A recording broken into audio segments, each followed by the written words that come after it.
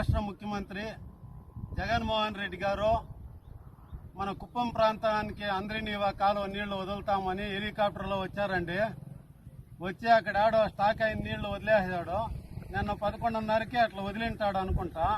రాత్రి 10:30కి తీరా నిలిచిపోయింది. ఇదే అంద్రినీవా కాలువలోనే ఎంకేపురం గ్రామస్తులు మన టీడీపీ కార్యకర్తలు అందరూ కూకొని ఉన్నాము. ఎందుకండి ఈ మోసాలు? జనాల్ని ఎందుకు మోసం చేస్తారు చెప్పండి.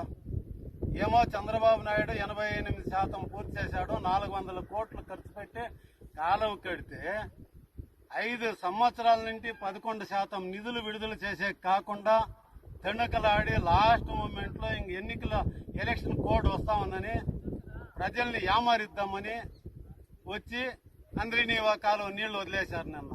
నిన్న పెద్ద పెద్ద మాటలు మాట్లాడాడు. ఇంత అంతా కాదు, పెద్ద పెద్ద మాటలు లెక్కలేని తప్పులు చెప్పేసి కోట్లు ఖర్చు పెట్టి చంద్రబాబు నాయుడు తిట్టేకే సరిపోయింది వాని మీటింగ్ అంతాను. అందరూ చూశారు, వీడియోల్లో చూశారు, టీవీల్లో చూశారు.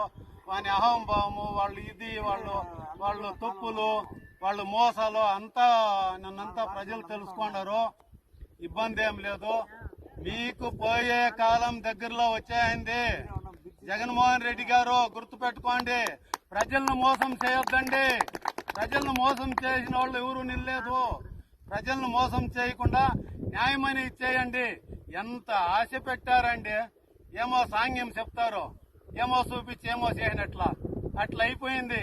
నిన్న నీళ్లు వస్తా ఉన్నాయని చెప్పి ఓని రాత్రంతాను కాలువల మీదంతా కొందరు జై జగన్ అనేది, కొందరు పొట్టేళ్లు నెరికేది, వాళ్ళ ఇది చూసేకొని కెలగేయకొని ఒకడు పత్తాలే అంతా వెళ్ళిపోయినారు. గుంపులంతా వెళ్ళిపోయినారు.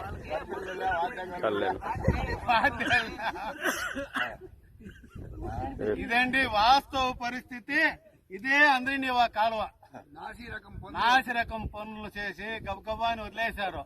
నిన్న సీఎం ఇడిచిన నీళ్లతో కూడా ఆ సిమెంట్ కొరుక్కొని పోతే అప్పటికప్పుడు ఆ రాజపేట దగ్గర వేసినారు. వీళ్ళంతా మోసాలు, మీ మోసాలంతా చూడన్నారు. కుప్పం ప్రజలు మీకు తగమైన రీతిలో బుద్ధి చెప్తారు. నారా చంద్రబాబు నాయుడు గారికి 1,00,000 ఓట్ల మెజారిటీ పైన వచ్చేది ఖాయము. మీరు ఎన్ని అడ్డంకులు జరిగినా ఎంత ఇచ్చాయినా కూడా నారా చంద్రబాబు నాయుడే ముఖ్యమంత్రి అవుతా ఉన్నాడు. గుర్తుపెట్టుకో. ఎల్లకాలం మీ అంద్రినీవా నీళ్లు అన్ని చెరువులు నింపే రోజులు దగ్గరలోనే వస్తాయని అందరినీ కోరుకుంటున్నాం.